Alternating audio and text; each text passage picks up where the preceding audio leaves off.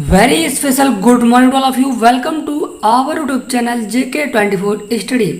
My dear दोस्तों, आज के इस वीडियो में हम जानेंगे एनसीईआरटी कक्षा 10 विज्ञान का अध्याय नंबर 1 रासायनिक अभिक्रियाएं एवं समीकरण। इस चैप्टर को स्टार्ट करने से पहले मैं आपसे कहना चाहूँगा कि अगर आपने इस चैनल को सब्सक्राइब नहीं किया है तो प्लीज़ कर लीजिए।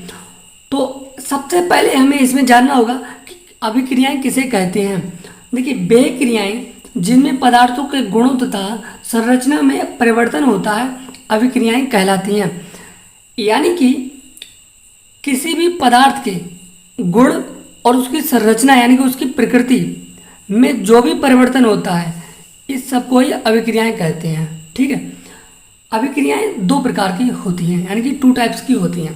पहला होता है नाभिकीय अभिक्रियाएं और दूसरा होता है रासायनिक अभिक्रियाएं। नाभिकीय अभिक्रियाएं वे अभिक्रियाएं होती हैं जिसमें 2 या 2 से अधिक नाभिक मिलकर के कोई उत्पाद का निर्माण करते हैं, जबकि रासायनिक अभिक्रियाएं वे होती हैं जिनमें कोई 2 यौगिक मिलकर या फिर कोई 2 अभिकारक मिलकर उत्पाद का निर्माण करते हैं। उम्मीद करते हैं इतना समझ में आ गया होगा। अब हम जानेंगे रासायनिक अभिक्रियाएं यानी कि केमिकल रिएक्शंस। इसे हम पूर्ण रूप से पढ़ेंगे। तो वह परिवर्तन जिसमें पदार्थ की प्रकृति एवं पहचान बदल जाती है उसे रासायनिक परिवर्तन कहते हैं तथा इस प्रक्रम को रासायनिक अभिक्रिया कहते हैं, जो कि मैं ऊपर आपको बता चुका हूँ। जैसे कि दूध से दही बनना, लोहे की कील पर जंग लगना, साबुन बनाना, कोयले का जलना, चूने का बुझना, ये सब आपके रासायनिक अभिक्रियाओं के उदाहरण हैं। ठीक है ना। अगला आता है कि रासायनिक अभिक्रिया के द्वारा होने वाले परिवर्तन। तो रासायनिक क्रियाओं के द्वारा कौन कौन से परिवर्तन हो सकते हैं। तो पहला है अवस्था में परिवर्तन, दूसरा है रंग में परिवर्तन हो सकता है, गैस का निकलना या फिर उत्सर्जन हो सकता है, तापमान में परिवर्तन हो सकता है। यानी कि ये सब उसके परिवर्तन हो सकते हैं। किसी भी पदार्थ में इन 4 में से कोई सा एक परिवर्तन हो सकता है। रासायनिक अभिक्रिया में जिस पदार्थ या पदार्थों में रासायनिक परिवर्तन होता है उन्हें अभिकारक कहते हैं। अभिक्रिया के फलस्वरूप बनने वाले नए पदार्थ या पदार्थों को उत्पाद कहते हैं। देखिए, इसे अगर हम सरल तरीके से समझना चाहें तो इस प्रकार हम देख सकते हैं, ये कोई हमने रासायनिक समीकरण लिख दिया है। रासायनिक समीकरण के तीर का चिन्ह जिधर जाता है, जिधर के लिए तीर जाता है वो वाला आपका जो हिस्सा होता है वो उत्पाद कहलाता है, जबकि उसके पीछे वाला वो अभिकारक कहलाता है। क्या? अभिकारक कहलाता है। ठीक है। अब हम समझेंगे रासायनिक समीकरण क्या होती हैं, यानी कि केमिकल इक्वेशन। देखिए, रासायनिक अभिक्रिया को प्रतीकों के रूप में व्यक्त करना रासायनिक समीकरण कहलाता है। जैसे कि Mg+O2 = MgO। कहने का मतलब ये आपका मैग्नीशियम होता है, ये आपका ऑक्सीजन होता है। अगर हम इन दोनों को मिला देते हैं तो मैग्नीशियम ऑक्साइड का निर्माण हो जाता है। एक बार मैं दोबारा बताना चाहूँगा।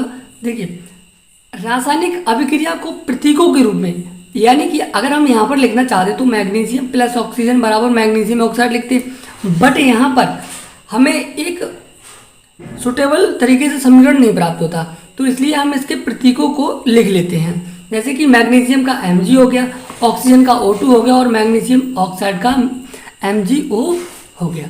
ठीक है, उम्मीद करते हैं इतना समझ में आ गया होगा।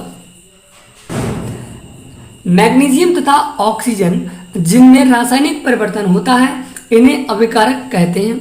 इस अभिक्रिया से एक नए पदार्थ मैग्नीशियम ऑक्साइड का निर्माण होता है जिसे उत्पाद कहते हैं। जैसा कि मैं आपको पहले ही बता चुका हूँ कि तीर का चिन्ह जिधर जाता है वो आपका उत्पाद होता है और तीर जिधर से आता है वह आपका अभिकारक होते हैं। ठीक है, तो अब हम आगे देखते हैं। अगला आता है कि रासायनिक समीकरण लिखना, यानी कि रासायनिक समीकरण को हम किस प्रकार लिखते हैं। तो प्रतीकों और अणुसूत्रों द्वारा रासायनिक अभिक्रियाओं को संक्षेप में व्यक्त करने वाली समीकरण रासायनिक समीकरण कहलाती है।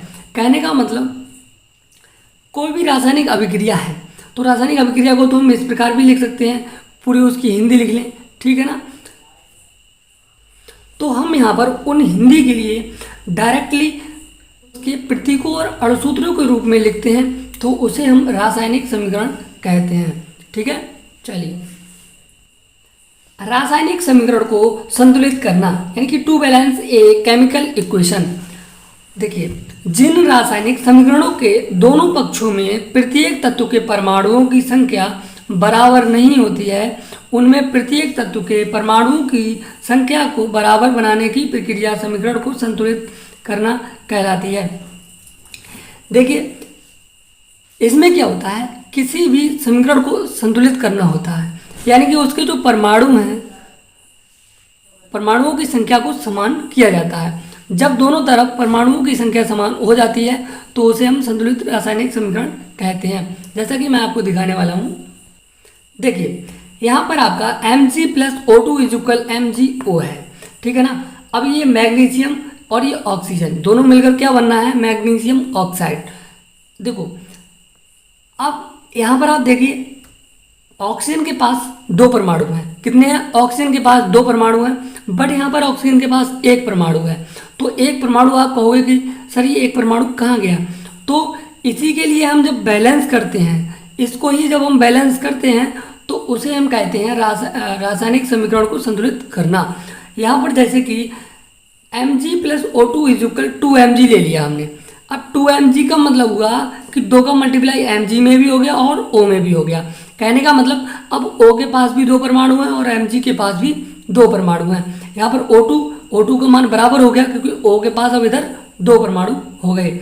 और यहाँ पर देखिए, यहाँ पर Mg है तो Mg के पास एक था, बट यहाँ पर 2Mg हो गया ना, तो इसके बराबर इसे भी कर देंगे, तो यहाँ पर 2Mg कर देंगे।